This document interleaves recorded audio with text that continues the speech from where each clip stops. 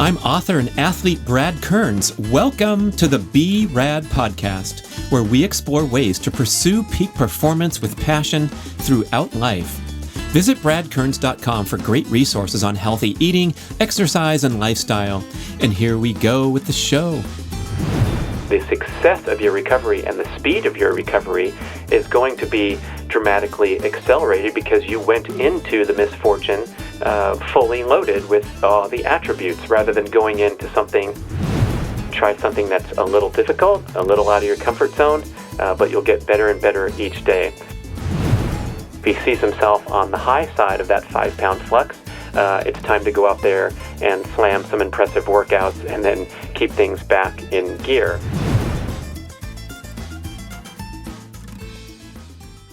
And then the next day, you're pumping some impressive iron in the gym, lifting up stacks of weights. And then the next day, you're completing a 10K run or a half marathon. But those do not have a high demand for advanced balance skills. And so throwing in even some basic workouts, integrating them into your fitness routine, if your other goals are that hone your balancing skills, they're not time consuming, they're not strenuous, so they're not interfering with the energy expenditure that you put out toward those other goals and endeavors that I mentioned. But boy, they can be super challenging, super fun to strive to get better at something where you're shocked at how poorly you perform when you have to do, for example, some calisthenics or some strength training on one leg. And so if you are one of those people who are hoisting the heavy bar, putting a lot of weight on your back and racking up PR numbers for your squat, why don't you try putting one leg on an elevated surface, the Bulgarian split squat, and squatting down on a single leg without even adding any weight at all, just simply performing that move, let's say for 12 reps. You might even be sore the next day. I know I've experienced this myself, where I can go perform a nice, proper set of squats with heavy weight, but then single leg, all bets are off, and you have to build new skills. And it's super important to do exercises one leg at a time, because most athletic fitness and everyday activities are performed one leg at a time, like walking, like running, like jumping off one leg, or even if you're dunking off 2 feet, you're stepping into that jump one leg at a time. And interestingly, in contrast, a lot of stuff we do, a lot of athletic or fitness or everyday work efforts are done with 2 arms at a time. So we're lifting up things with 2 hands. We're carrying things frequently with 2 hands, but one leg at a time seems to be the prevailing athletic and fitness endeavor, but we don't work it one at a time too much. Interesting for me, if you look through my morning routine, enroll in the Mastery course, I highly recommend it. It's so fun, and there's so many great ideas to learn and custom develop your own morning routine. But I do have some interesting balance challenges in there, and it's kind of fun to reflect on how every day I do these. They're still difficult. I'm getting a tiny bit better, but when I step on that soft pad, that 2.5-inch pad, and try to balance on one leg for a count of 60, it's not strenuous to the musculature, but it's a challenge for the brain. And I step off from that particular exercise, and I feel a sense of central nervous system fatigue from concentrating so hard. People try to talk to me if I'm standing and balancing one leg, and I can't do it. I fall, And so getting that brain a little challenge is certainly helpful, and I would contend translates directly into all manner of not only fitness endeavors, but cognitive endeavors too. So being able to concentrate and calm down the sewing machine leg that you're trying to stand on, and just, kind of get that balance, get that proprioception dialed up to maximum so that you can complete your chosen exercise. And a casual observer might not be as impressed as when you're cranking with the barbells or doing something explosive, but a huge need for this in fitness. So, Dr. Lux, from that great article, I have some excerpts where, again, he's trying to establish these pillars for exercise And he mentions aerobic conditioning, resistance training, high intensity sprinting, and balance training. Yes, indeed, balance training. When chronic disease sets the stage for our decline as we age, this ultimately leads to frailty and demise, and the risk is centerpiece there on falling. Even if you fracture your... And again, these problems, it's a really scary spiral downward because each fall becomes progressively harder to recover from. You're going to maybe fracture your wrist, shoulder, or hip someday. And sadly, 50%, not maybe, a horrifying stat cited by Dr. Lux in the article, 50% of you might die within a year of suffering a hip fracture. So how do we minimize our risk of falls and the injuries associated with the falls and the severity of the falls? Directly related to muscle mass, strength, and balance. So we've talked about muscle mass and strength. If you have good muscle mass and strength and you do happen to fall off your bicycle, or you're falling on the basketball court when you're doing something awesome, guess what? Your recovery, the success of your recovery and the speed of your recovery is going to be dramatically accelerated because you went into the misfortune fully loaded with the attributes rather than going into something with frailty. So this is an important point to mention while we excitedly say that it's never too late to start.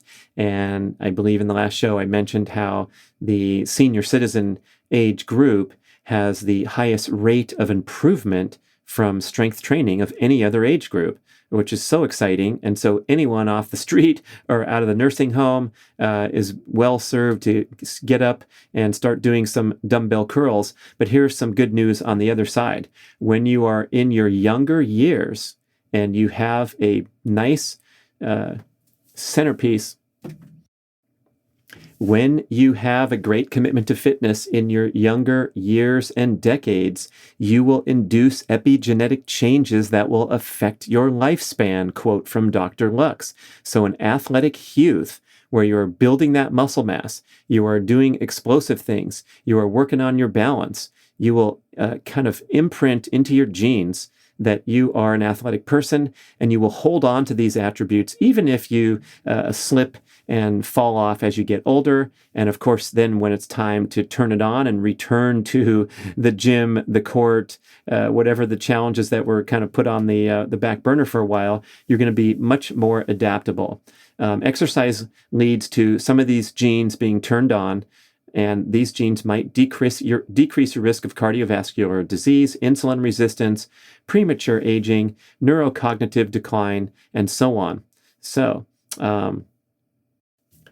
I guess we could close this idea by saying it's never too late to start, no matter where you're starting from, and it's also never too early to start.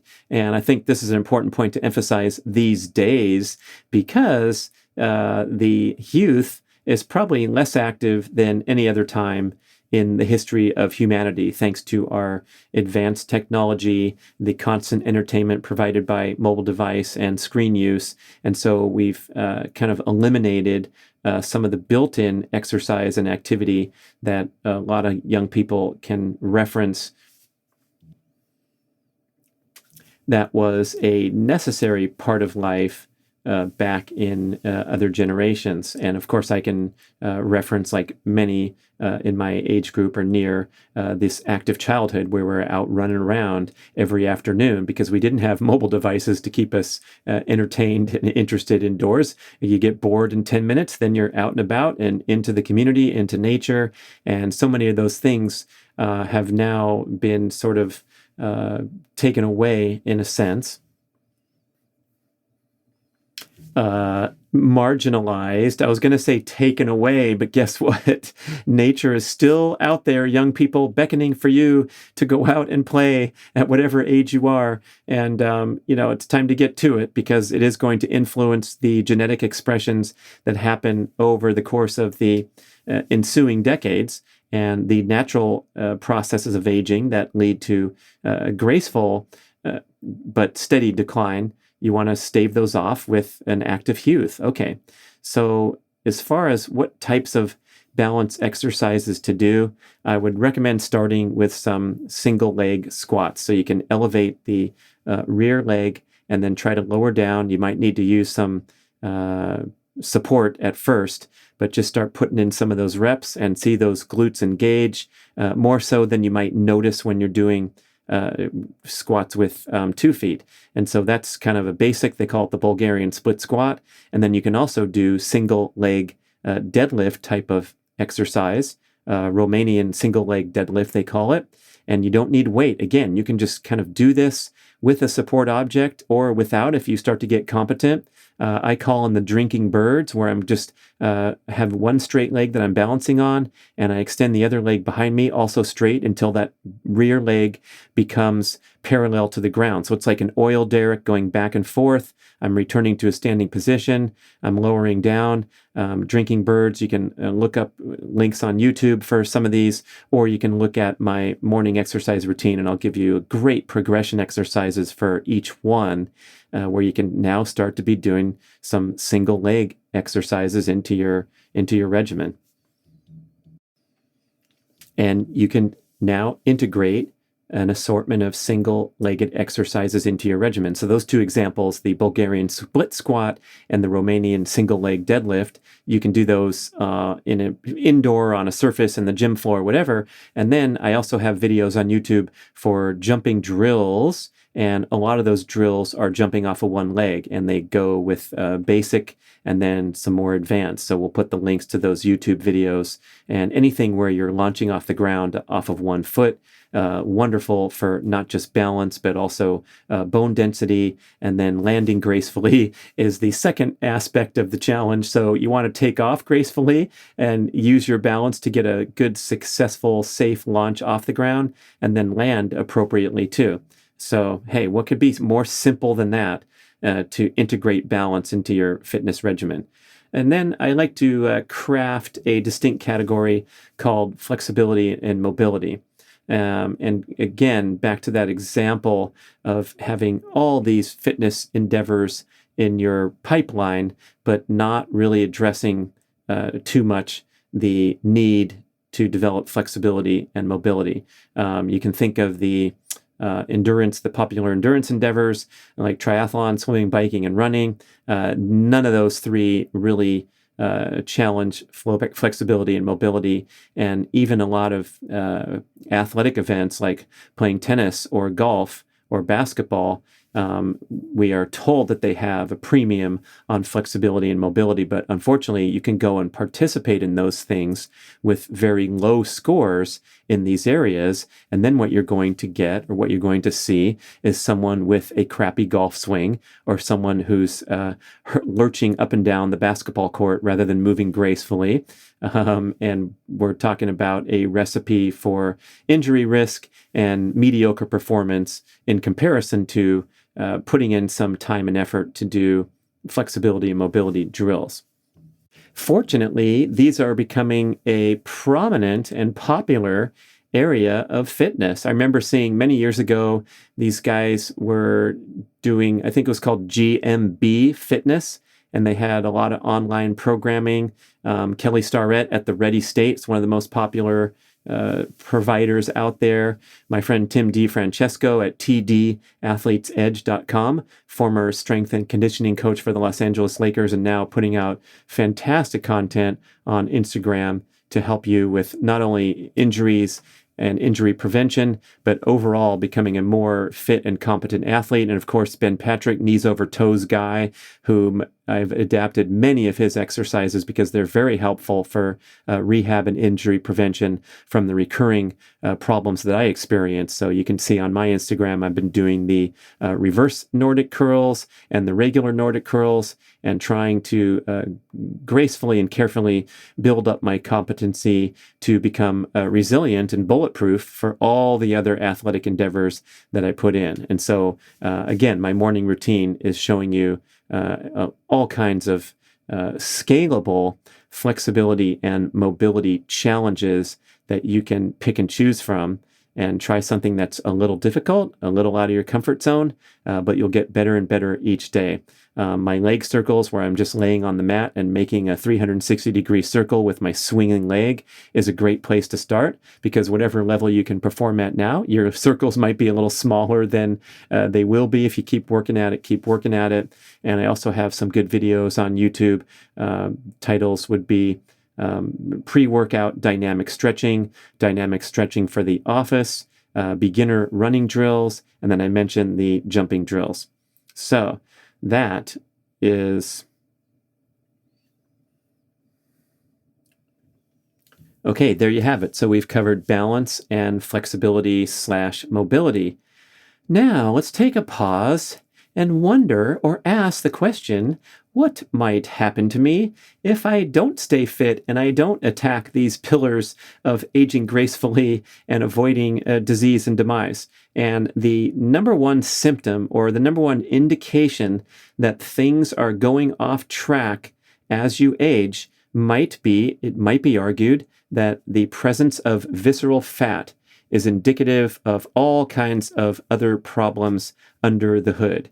And that is the accumulation of fat in the midsection. This is fat that surrounds the important organs in the midsection and accumulates on the belly in a manner where it's firm. So you see the familiar beer belly from the middle-aged male human, but also is everything's the same prominence and the same relevance to females. So females with a tendency to accumulate extra abdominal fat, males with the same tendency. This is an extreme health problem, because this fat is categorized metabolically different than the more familiar subcutaneous fat that we tend to gather in a variety of areas in the body.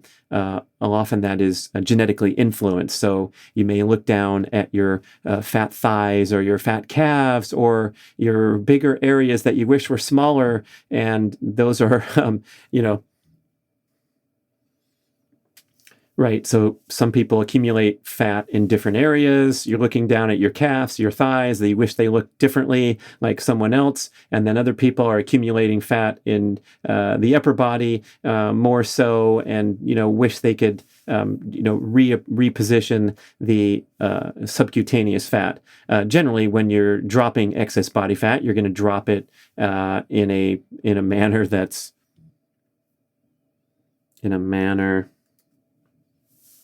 you're going to drop it in a consistent manner, again, with some genetic influence probably, where you're going to see a little bit going off your calves, your thighs, your neck, whatever.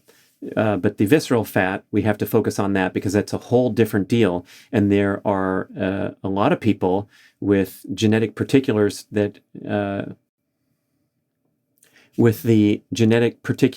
to not be inclined to store much subcutaneous fat.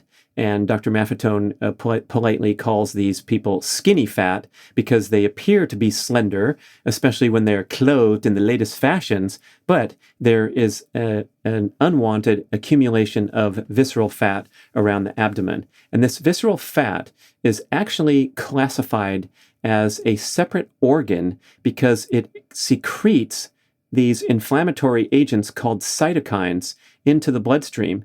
And this promotes that horrible condition that we've often been warned about, called systemic inflammation or chronic inflammation. So we exist in an inflammatory state thanks in part to the visceral fat around our organs, around our abdomen, secreting inflammatory cytokines into the bloodstream. Another thing that these cytokines do is they contribute to secreting these inflammatory cytokines into the bloodstream.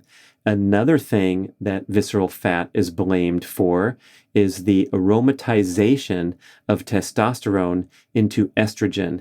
And this is a horrible, vicious cycle, because the accumulation of more estrogen and less testosterone promotes the accumulation of more visceral fat. And so we have this fork in the road for our lives and our health and our disease protection and our future vitality. And that is, if you start to accumulate a bit of visceral fat, it begets the accumulation of more visceral fat. So you start a little bit of aromatizing, you start a little bit of inflammatory cytokines released into the bloodstream. And this state of adverse metabolic health will sort of lead you down that fork in the road to the bad destination. And so it really is a battle. It's a valiant battle that you want to keep that visceral fat off your body for as long as possible and for as long as you live, ideally. And of course, this is age associated. And if you sit around and do nothing, if you just watch your life unfold, right, and participate in the trends of modern culture and modern society, you are going to pack on, at whatever. More and more and more visceral fat as the years and decades go by from things that promote it, like inactivity, from adverse food choices, especially the consumption of the refined industrial seed oils that inhibit the burning of stored body fat, and from adverse exercise habits, including insufficient exercise, and in very rare cases, the extreme exercise can throw you out of whack metabolically. But we're mostly talking about getting up and moving more throughout the day, not being in that category of what they call active couch potato, and that's someone who has an impressive dedication to fitness and workouts, but otherwise sits around a lot throughout the day, and maybe even takes some free passes to consume indulgent foods because of your commitment to fitness. So we got to clean up the diet, we got to get more active, and do whatever is possible to stave off the accumulation of visceral fat. And yes, Dr. Maffetone and others are talking urgently to those in the skinny fat category, because by and large, they will accept that their physique is optimal or acceptable because they look slender. But again, even a little bit of visceral fat accumulation, and you can go test your blood and look at things like inflammatory factors like high sensitivity C-reactive protein. You can look at HbA1c, that's the average level of blood glucose over a long time period. You can look at fasting glucose. You can look at fasting insulin, which Dr. Paul Saladino contends is the most important blood marker, but is rarely ordered on routine blood tests.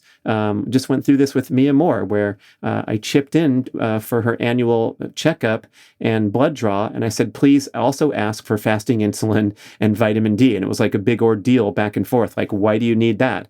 Oh, because Dr. Saladino says it's the number one marker for metabolic health as you age. So anyway, do the same. Ask for fasting insulin. Maybe it'll become a more popular test. Saladino says urgently, and others, right? But urgently, you want to get under 15. Under 6 is optimal. And then if you're down in the low numbers, I just got my report. I think I was 2.3 or something. So I'm not headed toward insulin resistance or metabolic syndrome anytime soon. And it's a nice checkpoint to cross through. And also looking at your abdomen and trying to keep it how it looked 10 years ago or 20 years ago. And easier and less expensive than doing blood tests is to mind your physique. Take a look at it, take pictures, make yourself accountable, right? You've heard a lot of talk about don't step on the scale every day. It'll trip you out. And that might be appropriate advice for people, especially those at risk of disordered eating. But Dr. Ron Sinha offered a different take when he was on my interview. And he said he recommends many of his patients step on the scale every single day, check their weight, realizing that we have a natural fluctuation of around 4 to 5 pounds based on inflammation, water retention, and level of glycogen storage. And so he says himself, he's a very fit, active physician in his late 40s, I believe. He says that when he sees his body weight at the low range of his 5-pound flux, his typical 5-pound flux, he believes that that represents doing a lot of exercise in recent times and possibly being low on the glycogen storage side. And so that will be his signal to back off a little bit and refuel with more devotion. And if he sees himself on the high side of that 5-pound flux, it's time to go out there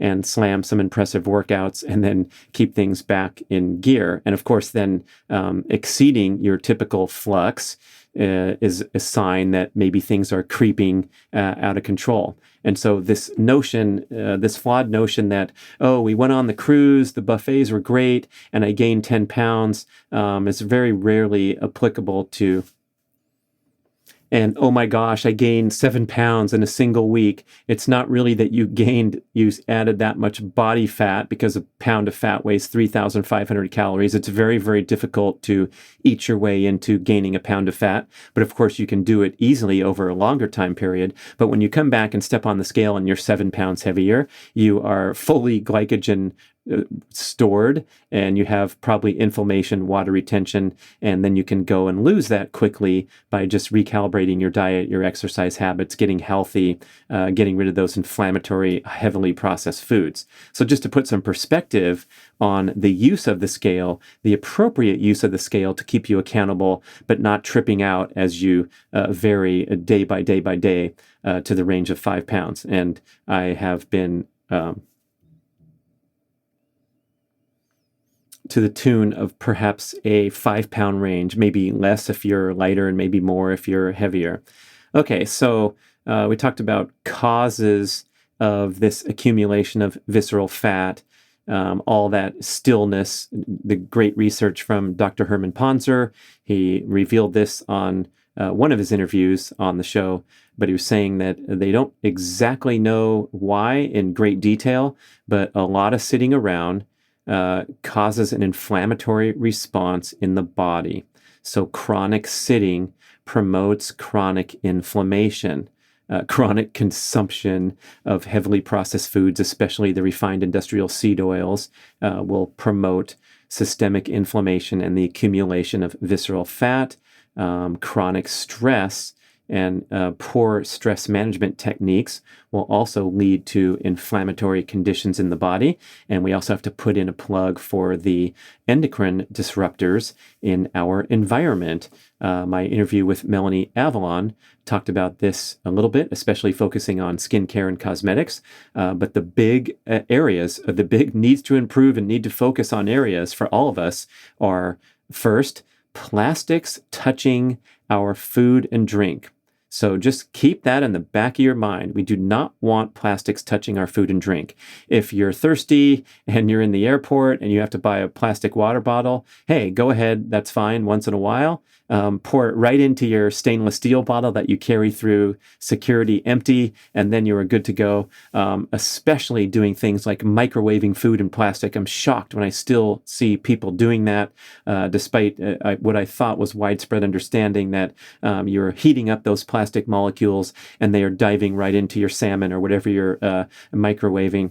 And so especially heating up plastic. But as soon as you get takeout or something in a plastic container, please switch it over to a beautiful plate and enjoy the experience and stay away from that. We have the other category of skincare and cosmetics, which was covered in detail on the show. But anything you put on your skin is going right into your bloodstream. So it is a huge category of attention and trying to get as clean and toxin-free as possible. That's why I'm so excited to associate with Beauty Counter. You heard my wonderful, enthusiastic commercial on the shows. And so right now, in the middle of the show, I'll give them a plug again. But I've really been taking care of my skin better than I ever have in my life for the last couple of years, especially my face. Part of a one-person study to see if I can reverse all the wrinkles that have accumulated in the first 55 years. And so we'll report back on that later. But I also like their new product, Clean Deo, and it's a completely toxin-free deodorant. And interesting about that is when you're looking at those pores under your arms, they're it's a very large porous area. So when you apply a deodorant with chemicals on it, you are dumping that right into your bloodstream. So again, another huge area that's so simple to recalibrate and turn around. So go to beautycounter.com/Brad Kearns, order up the Clean Deo. It smells great. It's got natural scent from natural natural sources rather than just about every other antiperspirant and deodorant on the market has chemicals in there. And so you probably understand the distinction between antiperspirant and deodorant. The antiperspirant has the aluminum and the chemicals that retard the sweating under the arms. And the deodorant is just something that it doesn't retard the sweating, but it has an artificial scent that's preventing the odor from. So if you're trying to get healthier and less chemical exposure, the first switch you're going to do is switching from antiperspirant to deodorant, and then the deodorant that masks the odor. Almost all commercial deodorants, even the hippie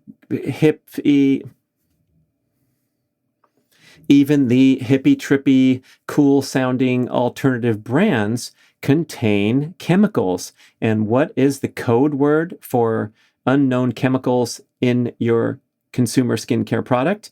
It is the word fragrance or natural fragrance.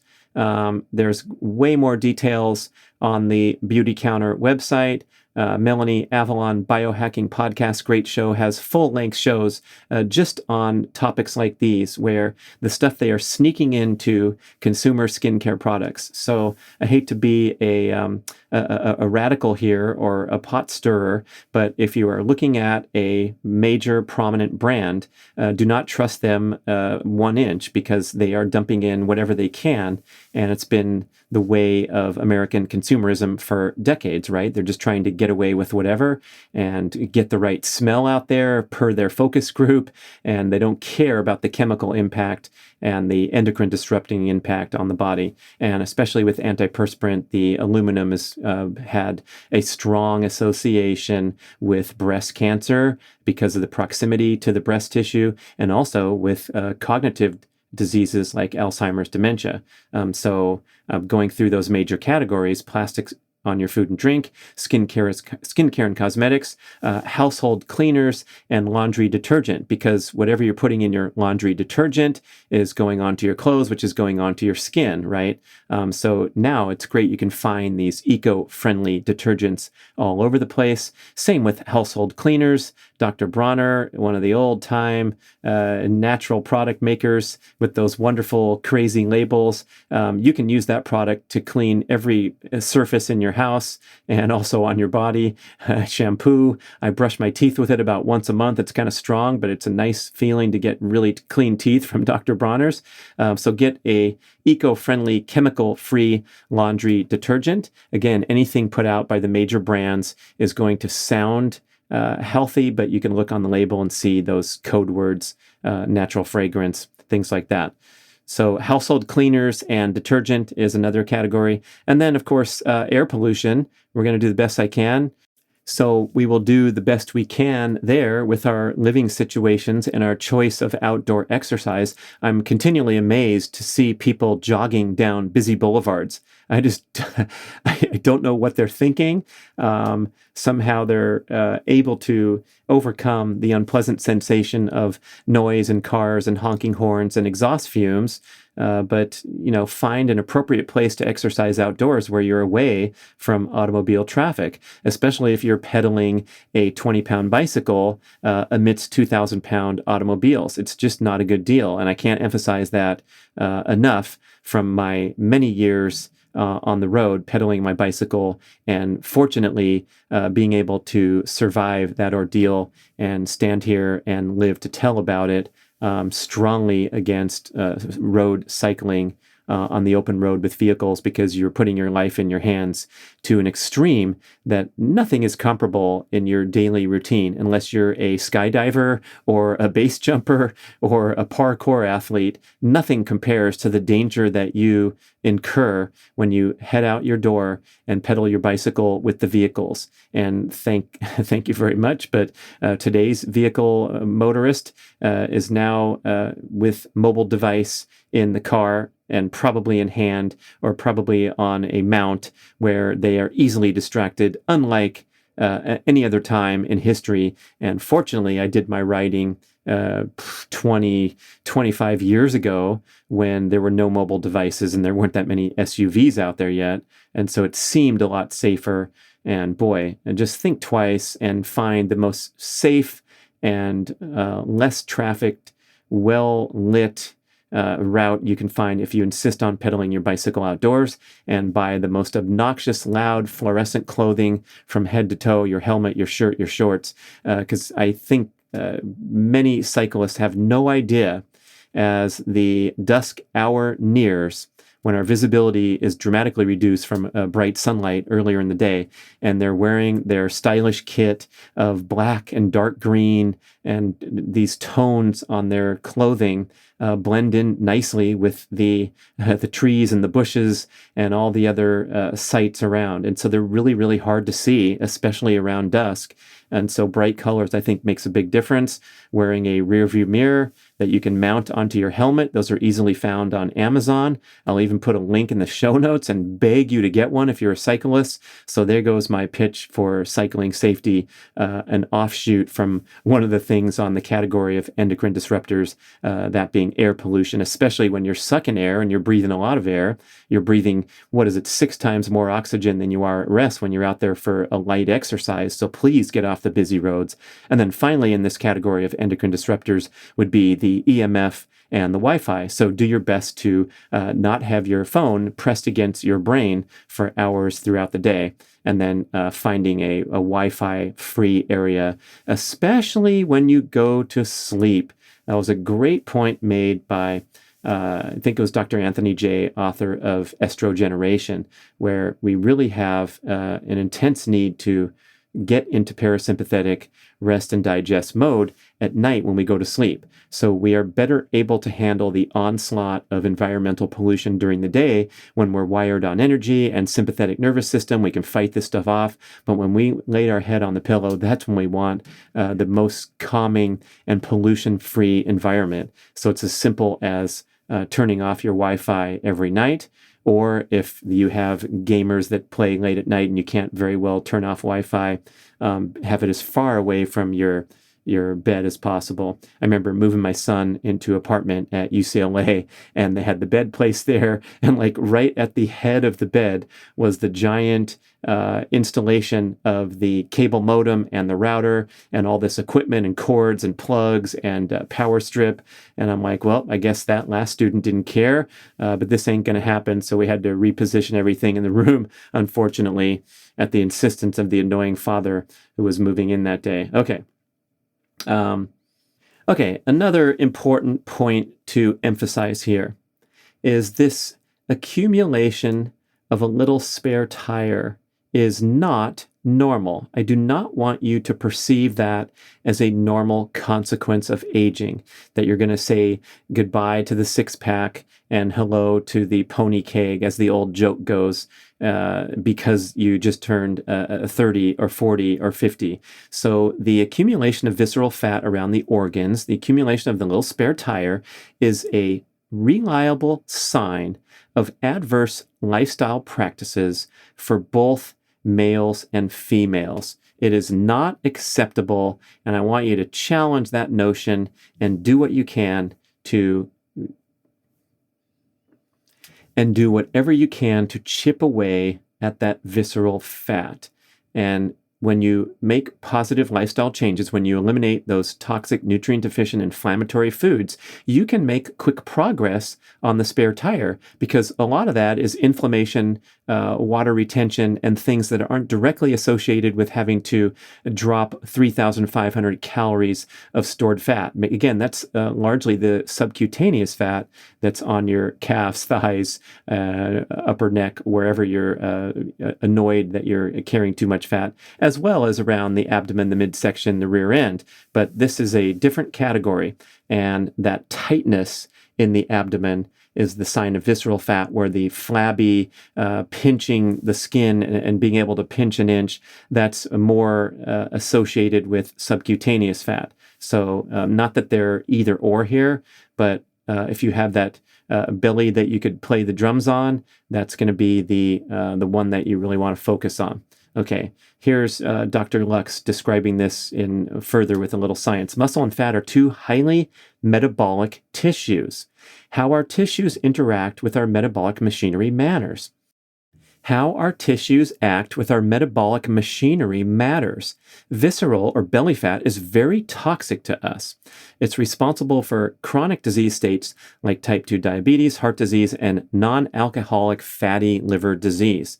Muscles, on the other hand, improve our ability to manage glucose, dispose of glucose, and they have a role in mediating the severity of insulin resistance. So people that have insulin resistance or type 2 diabetes, you want them to exercise to improve their glucose control. If you exercise to increase muscle mass, you're also going to increase your HDL. That's widely touted as the good cholesterol. It serves as, quote, nature's garbage trucks because it circulates through the bloodstream and cleans up damaged, dysfunctional molecules and eliminates them or helps and eliminates them before they have a chance to do damage, for example, lodging on the walls of your arteries, the small, dense LDL, the problematic type of cholesterol. HDL is protective against those problems. And so increasing HDL via exercise and also believed via increased consumption of saturated fat is also believed to be a way to increase HDL.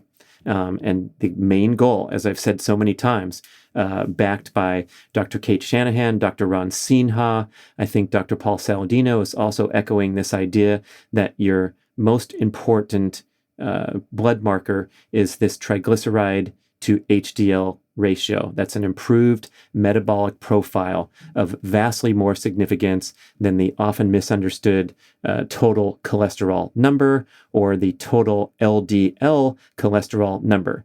So very quickly, you can listen to whole shows on this from people like Dave Feldman. I think he and Peter Attia did like 6 hours of content on understanding cholesterol and the latest research, which goes against the oversimplified and flawed notion that we've been told for years and decades that LDL is bad and HDL is good. It's not anything close to that. There's so much more context that's important to understand, but very briefly, there's two types of LDL. There's small, dense LDL, which is potentially problematic, and then there's large, fluffy LDL molecules, which are largely harmless, and you can have increased levels due to genetic factors or due to dietary changes like consuming more saturated fats. Okay, so if you can get into exercise, and especially doing that high intensity stuff and doing more regular everyday movement, you're going to chip away at that horrible, very disturbing risk factor of visceral fat. Okay, so with exercise, we don't want to overwhelm here. You got a busy life. You only have so much energy, especially if your diet's crappy. You don't have a lot of energy, but we want to start with increased walking and moving around every day. I would recommend putting into place a very modest morning routine. So at least the first thing you do every day is get into some form of exercise. It could be as simple as leashing up the dog and walking around the block.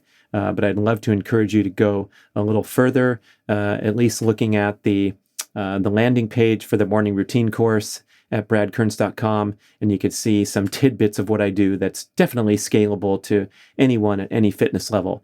Also on this list, to not overwhelm you, would be micro workouts, okay? So we have walking around more, we have doing some form of morning exercise, even if it's only 5 minutes, and we have doing micro workouts. So you're doing a 1 or 2 minute physical effort to break up your day of stillness. Now, if you want to get over to the gym and sign up and get into class again, if it's been a while, or you want to get out on the trail or do something more sophisticated, some weekend adventures, that's great. But let's take those bite-sized steps forward and toward the elimination of the spare tire and maintenance of muscle mass throughout your life.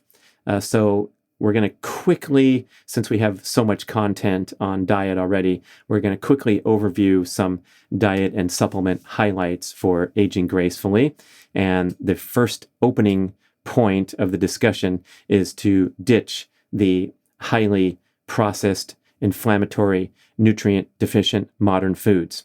And in the recent books, we call them the big three: refined industrial seed oils and refined grains and sugars, and all the processed food that puts those ingredients together and giving you all kinds of trouble. Listen to my show with Jay Feldman where he talks about endotoxin. That's a term that you're going to hear more and more. And that's when you're consuming these processed foods and you have an adverse reaction in the gut that can promote inflammation and leaky gut syndrome. So above and beyond the fact that your Slurpee is not giving you any nutrition, just sugar calories, the ingestion of sugar is not what's going to kill you per se, but it's the adverse effects of consuming processed foods, especially liquid ingredients that are heavy in sugar. The oils, on the other hand, will kill you directly, and there's so much direct association between disease dysfunction, DNA damage, very quickly upon ingestion of these refined industrial high polyunsaturated seed oils. And that term polyunsaturated, you can remember that the hydrogen ions are not saturated. Therefore, these molecules are unstable upon ingestion into the body, and they generate a lot of reactive oxygen species, free radicals, and that is the essence of disease, decline, and aging. So you are ingesting, Dr. Kate Shanahan said, consuming industrial seed oils is literally no different than eating radiation out of a bottle, because of the effect that immediate effect that it causes on the DNA structure of the cells. And so if that's one thing you can take away from the entire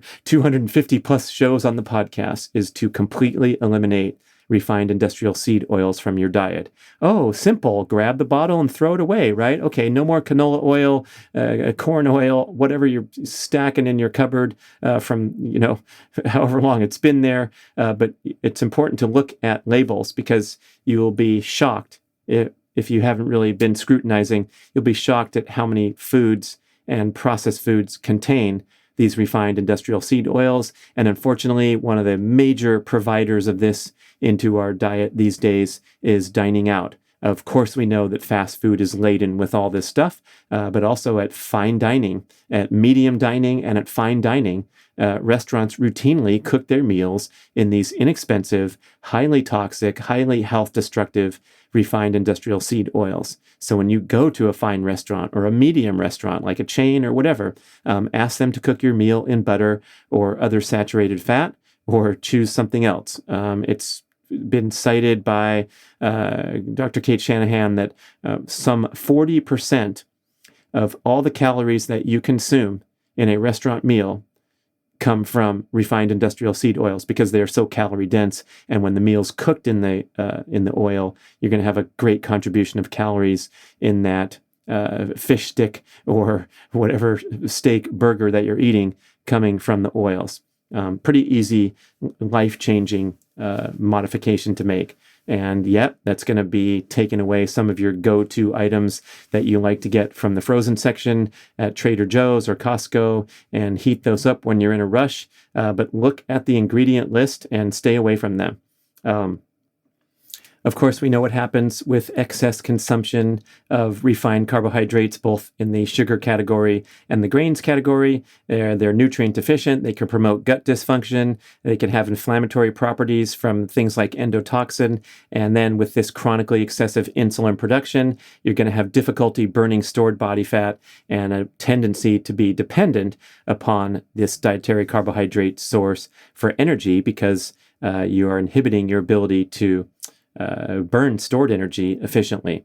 And we should also add a category here for the very prominent condition of leaky gut syndrome, an assortment of digestive dysfunction associated with the reaction to consuming natural plant toxins. And that's what the carnivore movement is all about, is to at least experiment with avoiding many of the foods that have been touted as health and nutrient centerpieces in the modern diet.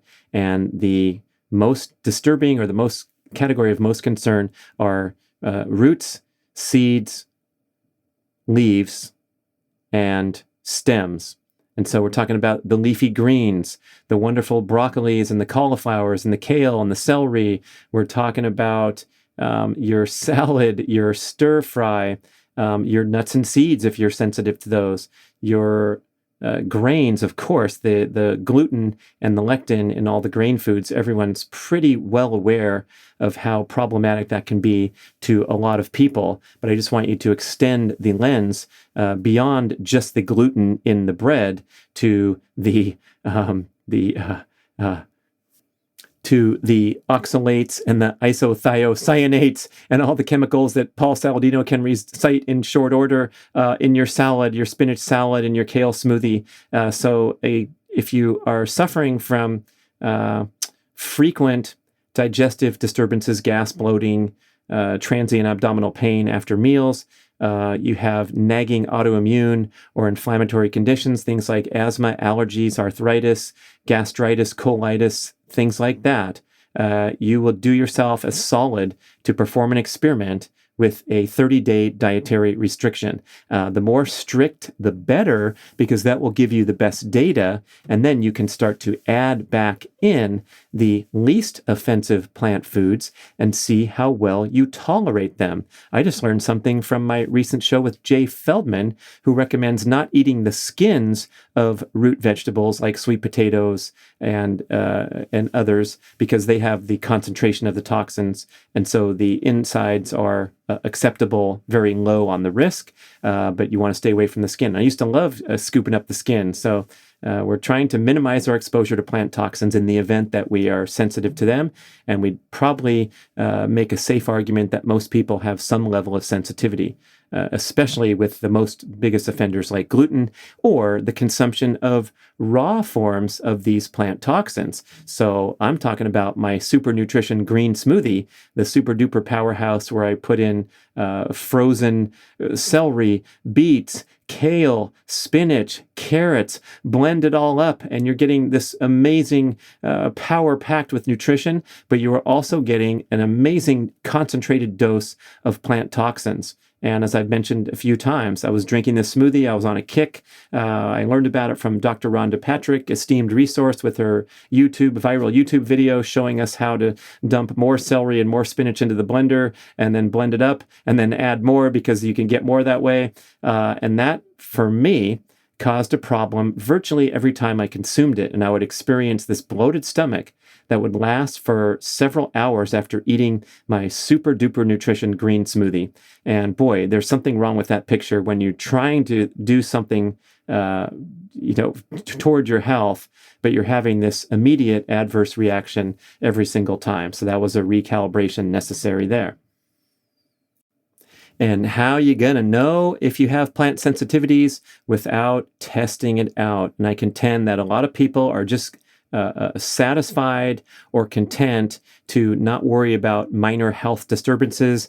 They seem so normal. Don't all of us feel a little uncomfortable and gassy and bloated after certain meals, and then it goes away the next day and we go about our busy, important day? But what we're talking about here, as Saladino likes to say, we're trying to go from level 7 to level 9. And how do you know if you're at level 7 or level 9 right now? How do you know if you're not at level 3 or 4 or 5 and you have tremendous potential for health improvement and health awakening without testing and refining? And so I think a lot of us, I'm going to guess, are content to exist at level 5 or level 6 or even level 7 if we're an extreme health enthusiast, but there might be further potential down the road. And so I always strive to maintain an open mind, think critically, and take it to the next level whenever possible with testing, refining, and of course sharing with you on the podcast. And boy, that was a major health awakening back in 2019 when I was first exposed to Dr. Saladino's message and made what I contend is a lifelong shift to a more animal-based diet, because these are the most nutrient-dense foods on earth. So I want to have those as the centerpiece of my diet, and in concert, de-emphasizing especially the highest risk plant foods because of their plant toxicity and the unnecessary trade-off between going for the nutritional benefits of broccoli and kale and celery versus the potential adverse reactions when I can get those same benefits from other foods or other lifestyle behaviors. And Paul has a good video on Instagram where he's jumping into the cold chest freezer full of ice and saying, how he's getting an antioxidant boost just as if he were drinking a smoothie full of raw vegetables. And so we have these redundant pathways where we can obtain all those benefits without the downsides and the potential side effects of consuming plant foods with a lot of toxins in them. And as you'll know from listening to my 2 recent publications, interviews with Jay Feldman, and my 4-part series of follow-ups with reflections on the energy balance model, I have had what I believe is another major awakening or major checkpoint to check on my beliefs, challenge them, recalibrate some things, and test some different things out when Jay talks about how fasting, keto, carb restriction, time-restricted eating all turn on stress hormones, and that is indeed the mechanism by which they work. So when you are liberating energy from storage due to fasting, due to carb restriction, whatever, you are turning on the stress response, the fight or flight response. That's a genetically programmed survival response. That's great. And it's nice to hone these skills in comparison to being overfed and underactive your entire life, which is basically the essence of today's metabolic syndrome and widespread diseases of modern life. But in my case, I want to minimize my stimulation of stress hormones or prioritize that for my athletic endeavors and perform and recover. And so my experiment, which is now about 2 months into it, to wake up, do my morning routine, of course, and then consume a huge bowl of fruit and a giant super nutrition smoothie, I think has been a big winner for me in comparison to lingering and letting the hours go by, working, getting busy, whatever, maybe nibbling on some dark chocolate, but not eating a proper meal until midday in the name of health boosting benefits of fasting.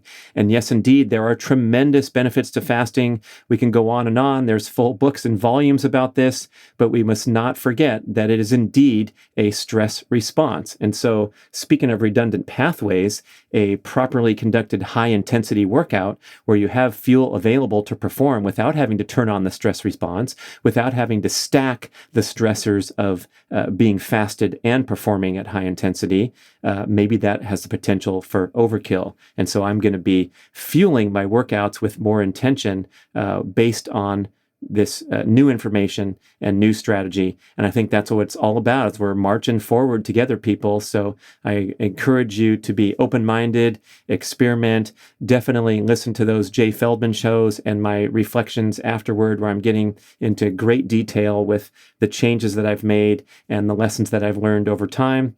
And with input from the world's leading experts. It's a really fun journey, and I appreciate you so much being here with me. Send us an email, podcast@bradventures.com. I have some great fodder for a future Q&A show from other people weighing in on what seems to be conflict and confusion, but I think can be.